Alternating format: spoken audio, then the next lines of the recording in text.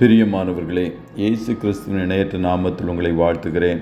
இந்த மன்னா டுடே என்ற டெய்லி பாட்காஸ்ட்டை கேட்கிற உங்கள் ஒவ்வொருவரையும் கர்த்தர் தாமே ஆசீர்வதிப்பாராக. 2 கொரிந்தியர் 6வது அதிகாரம் 16வது வசனம் இப்படியாய் கூறுகிறது: தேவனுடைய ஆலயத்திற்கும் விக்கிரகங்களுக்கும் சம்பந்தம் ஏது? நான் அவர்களுக்குள்ளே வாசம் பண்ணி அவர்களுக்குள்ளே உலாவி அவர்கள் தேவனாயிருப்பேன், அவர்கள் என் ஜனங்களாயிருப்பார்கள் என்று தேவன் சொன்னபடி நீங்கள் ஜீவனுள்ள தேவனுடைய ஆலயமாய் இருக்கிறீர்களே என்பதாக. நீங்கள் ஜீவனுள்ள தேவனுடைய ஆலயம், you are the temple of the living God என்ற தலைப்பின் கீழ் இன்றைய மன்னாவை தியானிக்கப் போகிறோம். பூச்சக்கரத்தில் உள்ள எல்லா ஜனங்களிலும் தேவன் நம்மை விசேஷித்தவர்களாய் பிரித்தெடுத்ததன் நோக்கம் அவர் நம்மை ஆலயமாக்கி நமக்குள்ளே வாசம் செய்யும்படிக்கு என்பதை கர்த்தருடைய பிள்ளைகள் அறிந்து கொள்ள வேண்டும். ஊரில் ஒருவனாய் வம்சத்தில் 2 பேராய் உங்களை கர்த்தர் தெரிந்தெடுத்திருக்கிறார். ஆகையால் மற்றவர்களைப் போல நாம் வாழ முடியாது. மற்றவர்கள் செய்கிற பாவ பழக்க வழக்கங்களில் ஈடுபட முடியாது. நீங்கள் அவர்கள் நடுவிலிருந்து புறப்பட்டு பிரிந்து போய் அசுத்தமானதை தொடாதிருங்கள் என்று கர்த்தர் சொல்லுகிறார். அப்பொழுது நான் உங்களை ஏற்றுக்கொண்டு உங்களுக்கு பிதாவாயிருப்பேன், நீங்கள் எனக்கு குமாரரும் குமாரத்திகளுமாயிருப்பீர்கள் என்று சர்வ வல்லமையுள்ள கர்த்தர் சொல்லுகிறார் என்று 2 கொரிந்தியர் 6:17-18 கூறுகிறது. நாம் பிரித்தெடுக்கப்பட்ட ஜீவியம் செய்தால் மட்டும் ஆண்டவருடைய குமாரர்களாய் குமாரத்திகளாய், அதாவது பிள்ளைகளாய் காணப்பட முடியும். இந்நாட்களில் கிறிஸ்தவர்கள் என்று தங்களை அழைக்கிறவர்கள் உலகத்தோடு ஒன்றித்து போன ஜீவியம் செய்கிறார்கள். இப்பிரபஞ்சத்திற்குரிய வேஷத்தை தரியாதிருங்கள் என்று ஆண்டவர் கட்டளையிட்டிருந்தும் உலக ஜனங்களைப் போலவே வாழ்கிறவர்கள் அநேகர் உண்டு.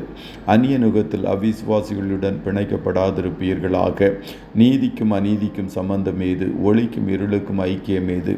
கிறிஸ்துவுக்கும் பேலியாளுக்கும் இசைவேது? அவிசுவாசியுடனே விசுவாசிக்கு பங்கேது? தேவனுடைய ஆலயத்திற்கும் விக்கிரகங்களுக்கும் சம்பந்தம் ஏது என்று ஆண்டவர் நம்மை பார்த்து கேட்கிறார். இஸ்ரவேல் ஜனங்கள் ஜாதிகளோடு கலவாமல் தனியே வாசம் பண்ணினார்கள்.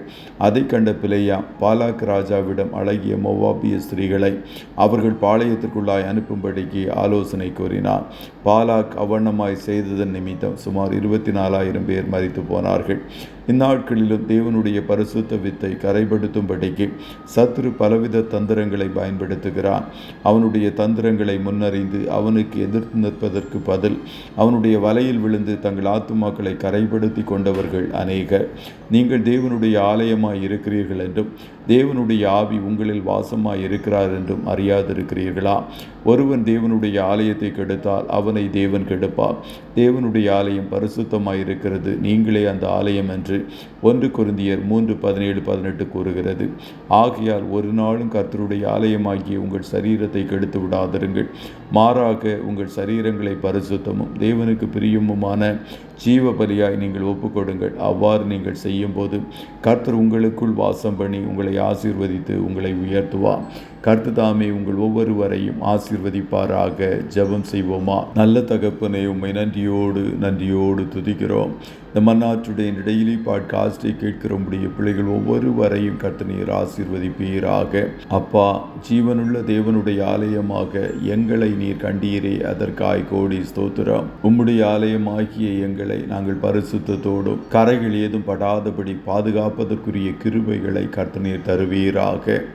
நீர் எங்களுக்குள் வந்து வாசம் பண்ணி உலாவுகிற ஒரு தோட்டமாக எங்கள் ஜீவியம் காணட்டும் என்று சொல்லி ஜெபிக்கிறோம். இன்றைய தினம் நம்முடைய பிள்ளைகள் கையிடுகிற வேலைகளை ஆசீர்வதியும், போக்கிலும் வரத்திலும் உடனிரும், கண்மணி போல காத்தருளும். இவர்கள் பிரித்தெடுக்கப்பட்ட ஜீவியம் செய்ய தங்களை அர்ப்பணித்திருக்கிற இந்த வேளையில் கர்த்தர் தாமே எல்லாவித நன்மைகளை உம்முடைய பிள்ளைகளுடைய வாழ்க்கையில் கட்டளையிடுவீராக. இவர்களை உம்முடைய குமாரர்களாய் குமாரத்திகளாய் கண்டீரே, அதற்காய் நன்றி. ஆட்டுக்குட்டியானவருடைய இரத்தத்தின் பாதுகாப்பிற்குள்ளாய் ஒவ்வொருவரையும் கொடுத்து இயேசுவின் நாமத்தில் வாழ்த்தி ஜெபிக்கிறோம் நல்ல பிதாவே. ஆமென்.